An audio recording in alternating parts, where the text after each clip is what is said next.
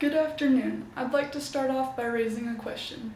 How many of you out there have been affected by some type of mental health disorder, such as PTSD, bipolar disorder, depression, or anxiety? I'm willing to bet there's at least a few of you out there, and you're not alone. Many people, including myself, have suffered from one or more of these, and it can be scary. So I'm here to raise some awareness about a type of assisted animal that doesn't get very much attention and hopefully shed some light on their benefits. I will go in depth about how emotional support animals can help people with a mental health disorder, address some of the controversy amongst establishments that allow assistant animals, and go through some of the laws I found intriguing. ESAs provide a great sense of relief to people who need them, but there should be limitations on where the animals should be allowed in public and where they can travel with their owners. So now I will take you through some of the mental health disorders. First and foremost, every person should be informed that there are 47 million people in the United States that live with a mental health related disorder. This is the equivalent of 1 out of 5 people who suffered from some type of mental illness, according to the National Alliance on Mental Health. Many of the behavioral disorders need some type of companionship to help ease their anxiety, and this is where ESAs become very helpful. However, ESAs are not trained for specific tasks the way service animals are. ESAs may have some training, but their sole responsibility is to provide companionship for their owner. This job is no less important when dealing with a mental health disorder. The topic I want to focus on today is the privileges provided to a service animal versus those provided to an emotional support animal.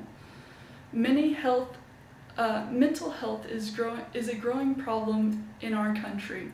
There are new mental illnesses being diagnosed every year, such as PTSD, bipolar disorder, depression, and anxiety. Many people spend millions of dollars on these treatments, either through medications or through facility care. Doctors and psychologists have always known that companionship of animals is a very important factor for treating these mental illnesses. However, they were surprised when they found out the number of animals people can actually receive comfort from. This broad range of animals is one of the reasons lawmakers have issues when it comes to building laws for ESAs. Almost all service animals are dogs, which keeps this simpler when trying to construct laws around animals and their public privileges. This is because service animals are trained by licensed professionals to behave in a safe manner in many different situations. They are trained to perform tasks and to behave in public around all types of people. This training creates a basis for lawmakers to build laws that allows owners to they are trained to perform specific tasks and to behave in public around all types of people. This training creates a basis for lawmakers to build laws that allow owners to take these dogs anywhere the public can go. According to Title II of the ADA, individuals with disabilities shall be permitted to be accompanied by their service animals in all public entities. ESAs, on the other hand, are not subject to any kind of training, and because of that, lawmakers do not feel confident in creating laws for these animals.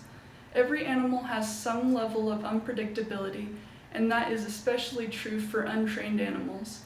As I said before, public safety is the key around this discussion, and according to the American Kennel Club, dog owners can receive a vest and certificate for an untrained pet just because they want their dog with them. This is a common act that can cause all kinds of problems during public encounters. It not only poses threats to the ESA owners, but it could also pose a threat to the animals themselves. You also have health issues to take into account as well. Trained service animals will not go to the bathroom in public, nor do they place a risk to bite or scratch another person.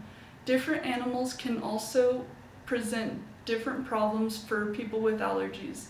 That is why Title II and III of the ADA requires that service animals be housebroken and vaccinated in accordance with state and local laws.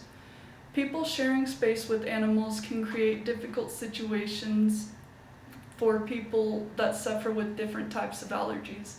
I hope I have raised awareness about the importance of emotional support animals and the reasons that they don't have the same privileges as service animals. Now, if we can get some changes in place to train ESAs, then there shouldn't be any reason that they cannot receive the same privileges as their counterparts.